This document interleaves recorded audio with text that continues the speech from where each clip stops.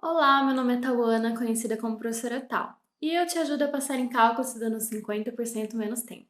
Antes de mais nada, não vamos perder tempo, já se inscreve no canal, ativa o sininho e roda a vinheta.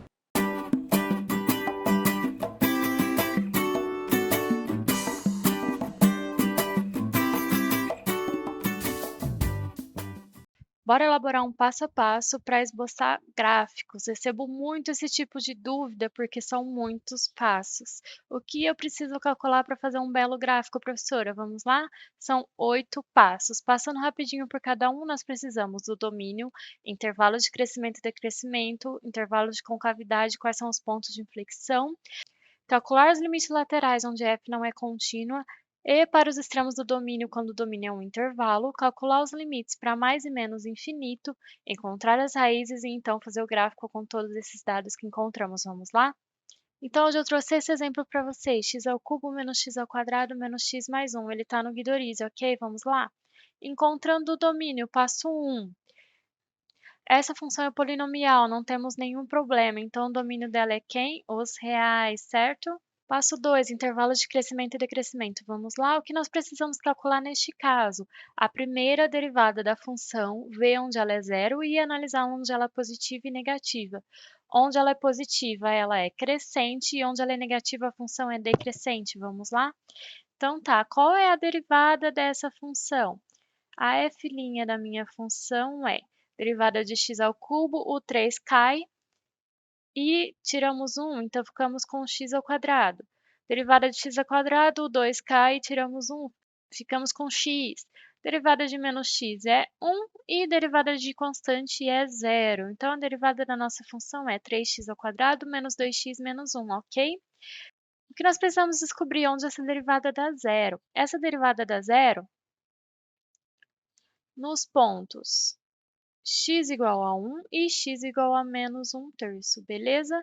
Só fazer aí o Bhaskara nessa função do segundo grau, ok? Então, nós precisamos analisar o sinal da nossa função para os números antes do menos 1/3, entre menos 1/3 e 1 e depois do 1. Vamos fazer uma retinha aqui? Então, vamos lá. Antes do menos 1/3, vamos analisar o sinal da nossa derivada? Por exemplo, se eu pegar o menos 1 ali, o que nós teremos na nossa derivada? Teremos 3 vezes menos 1 ao quadrado, que é 1, menos 2 vezes o menos 1, menos 1. Então, estamos com 3, menos 2 vezes menos 1, mais 2, menos 1. Então, a nossa derivada vai ficar com 5 menos 1, 4, coisa positiva. Então, antes do menos 1/3, estamos com coisas positivas. Entre o menos 1/3 e o 1, nós temos o zero, né? Vamos fazer com o zero. Se eu fizer minha derivada ali no zero, eu vou ficar com menos 1. Então, aqui é negativo no meio. Ok. E depois do 1, por exemplo, se eu pegar 2, quanto que vai valer a nossa derivada? Eu vou ficar com 3 vezes 2 ao quadrado, que é 4, menos 2 vezes o 2, menos 1. Então, eu estou com 12 menos 4 menos 1, eu estou com 12 menos 5, que é 7. Estou com coisa positiva também? Então, quer dizer que o sinal da nossa derivada se comporta dessa forma. Antes do menos 1/3 é positivo, entre menos 1/3 e 1 é negativo, e depois do 1 é positivo novamente. O que isso quer dizer do nosso crescimento e decrescimento da função? Isso quer dizer que a função cresce onde a derivada é positiva, decresce depois e cresce novamente no fim, ok? Então, passo 2, encontrar os intervalos de crescimento e decrescimento, nós já encontramos. Crescente para antes do menos 1/3 e depois de 1, decrescente no meio dos dois, beleza? Vamos ver a concavidade de pontos de inflexão? Isso está relacionado com o quê? Segunda derivada? Vamos fazer a f duas linhas, então? Quem que é a minha f duas linhas de x? É a derivada da derivada? Então, a derivada de 3x ao quadrado, 2 cai, vezes 3 fica 6, então 6x. Derivada de menos 2x vai me dar menos 2, e a derivada do menos 1 é constante dá zero. Belezinha? Quando que isso é igual a zero? Isso acontece somente se eu passar o 2 para o outro lado, 6 dividindo, eu vou ficar com 2 sobre 6, então eu vou ficar com 1/3. Então, meu x é igual a mais 1/3 agora? Ok? Que nós precisamos analisar, então, o que acontece antes do 1/3 e depois dele. Então vamos lá, antes de 1/3, por exemplo, no zero, nossa derivada vai dar -2, então eu estou com uma coisa negativa. E depois de 1/3, por exemplo, se eu tiver com 1, 6 vezes 1 vai dar 6, -2 eu vou ficar com 4, eu estou com uma coisa positiva. Então, antes de 1/3 temos valores negativos para f duas linhas e depois temos valores positivos. O que isso nos diz sobre o gráfico da nossa função? Isso nos diz que, onde a segunda derivada é negativa, teremos uma concavidade para baixo, e onde a segunda derivada é positiva, teremos concavidade para cima, belezinha? Passo 4. Calcular limites laterais onde f não é contínua. Pergunta: essa função deixa de ser contínua em algum ponto? Não, pois ela é polinomial, então aqui não precisamos passar pelo passo 4. Passo 5. Calcular limites laterais para extremos do domínio. Precisamos desse passo para quando o nosso domínio são intervalos. Nesse caso, como estamos com todos os reais, também não precisamos calcular esses limites. Passo 6. Calcular os limites para mais e menos infinito. Isso sempre fazemos. Então, vamos lá, calculando o limite para mais e menos infinito dessa função aí. Como que eu calculo o limite dessa função aqui para mais infinito? Precisamos usar aquela técnica em que colocamos em evidência o termo de maior grau. Nesse caso, precisamos colocar em evidência o x ao cubo. Vamos lá? Então, eu vou copiar o limite aqui. Vou colocar o x ao cubo em evidência. Então, tá. Coloquei o x ao cubo em evidência, então o x ao cubo não sobrou nada, fica um 1 para ajudar na multiplicação. Menos, eu tenho um x ao quadrado. Para eu ficar com o x ao cubo, então, eu preciso dividir por x, beleza? E o do x eu preciso dividir por x ao quadrado? E o mais 1 eu preciso do quê? Eu preciso que tenha um x ao cubo em cima para eu multiplicar e cortar tudo e ficar 1 novamente. Ok? Coloquei o x ao cubo em evidência. O que fazemos agora? Vamos pensar, quando eu estou indo para infinito, o que acontece com essas parcelas. 1 sobre x, quando eu vou para infinito, dá 0, não é? Então, essas três últimas parcelas aqui vai para 0, beleza? O nosso 1 é uma constante, então seria limite de x ao cubo. Então, quando x vai para infinito, o x ao cubo também vai para infinito, não é? Então, quer dizer que esse resultado aqui é mais infinito. Belezinha? E se fosse menos infinito, o que aconteceria? Se fosse menos infinito, quando nós fizemos x ao cubo para menos infinito, ficamos com menos infinito, não é?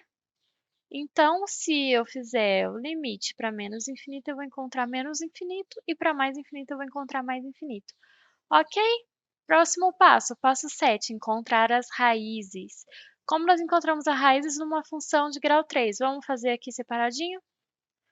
Como nós encontramos a raiz de uma coisa cúbica? Primeira raiz encontramos por tentativas, ok? Então vamos lá. Pega os números mais comuns que nós usamos para fazer conta. X igual a 0, x igual a 1, x igual a -1. Geralmente uma dessas três será a raiz, tá? Vamos testar aqui. Se eu colocar x igual a 0, o que eu vou encontrar na nossa função? Eu vou ficar com 0, 0, 0 e 1. 1 é igual a 0, quer dizer que não é raiz. E se eu colocar x igual a 1, o que eu vou ficar na nossa função? Eu vou ficar com 1 ao cubo, que é 1, menos 1 ao quadrado, que é 1, menos x, que é 1, mais 1. Então, eu estou com 1 menos 1 mais 1. Eu realmente estou com 0, quer dizer que x igual a 1 é uma raiz? Beleza, então encontramos a nossa primeira raiz, x igual a 1. Como eu encontro as outras raízes? Eu vou pegar o nosso polinômio e dividir por x menos a raiz que nós já encontramos, que é 1. Então, eu vou dividir por x menos 1. Como eu relembro divisão de polinômios? Pensa em números. Se fosse 32 dividido por 5, o que você iria fazer? Você pega o primeiro número e vê se consegue dividir. 3 não dá para dividir por 5, então eu preciso pegar tudo junto. 32 dá para dividir por 5? Dá porque é maior. 32 dividido por 5, eu preciso pensar o quê? 5 vezes quanto que vai chegar perto do 32? Então, eu vou pegar 5 vezes 6, que eu vou ficar com, então, vezes, vai dar 30, não vai? Só que aqui eu tenho que fazer menos, então eu troco o sinal do 30. E aí eu faço essa conta de menos, que vai sobrar 2, e 2 é o nosso resto, ok?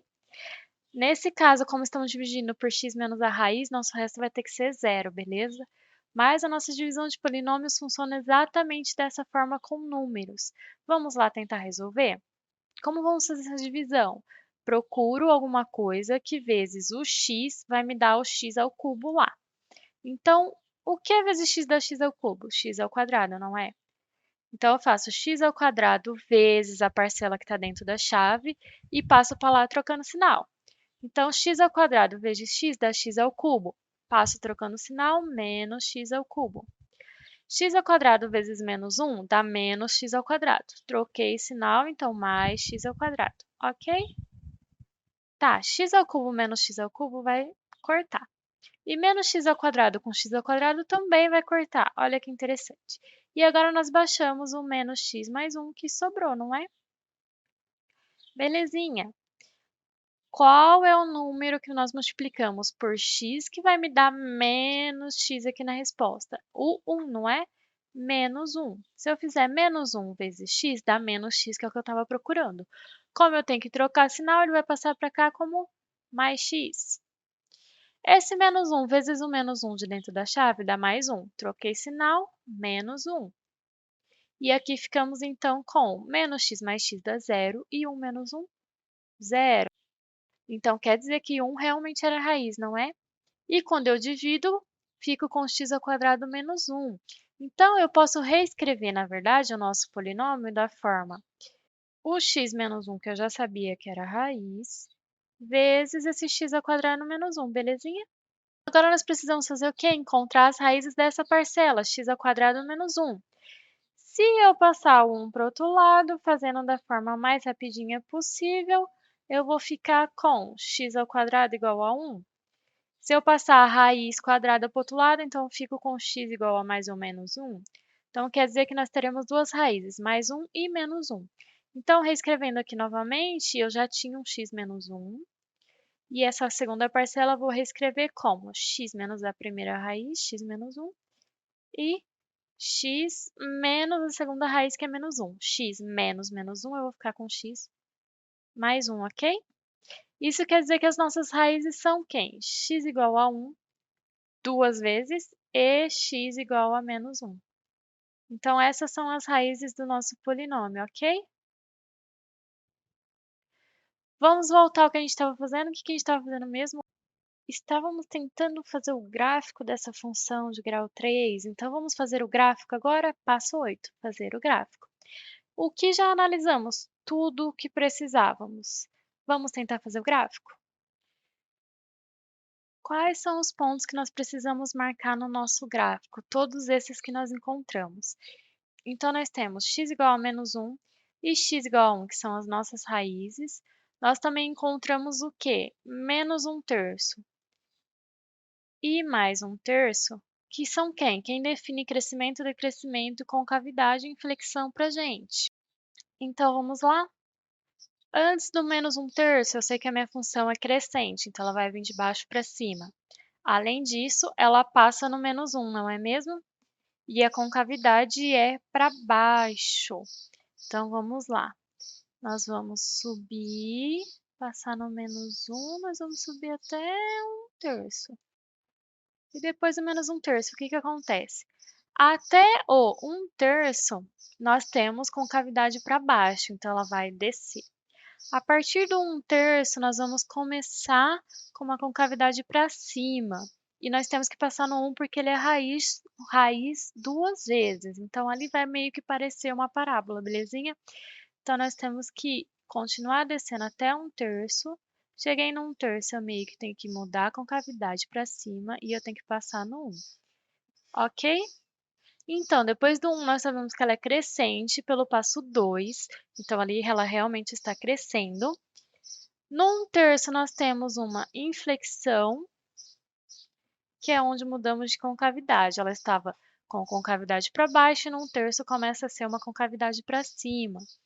Além disso, o limite com x tendendo a menos infinito é menos infinito. Então, realmente, quando eu estou indo para menos infinito, meu gráfico está indo para baixo. E quando o meu x está indo para mais infinito, o meu gráfico está indo para cima para o infinito. Então, os limites deram certinho. Já tínhamos marcado as raízes, então colocamos todos os nossos dados no gráfico. Esse é o gráfico do polinômio de grau 3. Conseguiríamos fazer ele sem todas essas contas? Não, para isso que elas existem. Então, professora, para que serve derivada? Uma das aplicações, fazer gráficos. Para que serve gráfico? Para calcular 1 milhão de coisas com 1 milhão de áreas a serem aplicadas, belezinha? Bem, então vamos fazer um resumão aqui de como nós calculamos tudo isso. Nós encontramos o domínio, que eram os reais, o intervalo de crescimento e decrescimento, que está relacionado à primeira derivada e onde ela se anula, concavidade, pontos de inflexão, segunda derivada. Além disso, no passo 4 seria calcular limites laterais onde a função não é contínua. Como ela era polinomial, ela era contínua, não precisamos calcular. Passo 5, os limites laterais para extremos do domínio. Isso nós só fazemos quando estamos com um intervalo. Nesse caso, estávamos com os reais, então não precisamos. Passo 6, calcular os limites para mais e menos infinito. Quando estamos com polinômios, para fazer esse limite, nós precisamos daquela estratégia de colocar em evidência o termo de maior grau. Passo 7, encontrar as raízes, fiz divisão de polinômios para isso. Passo 8, finalmente fazer o gráfico juntando todas as informações que tínhamos, ok? Se vocês gostaram, já salva aí para consultar sempre que precisar como fazer esse tipo de gráfico.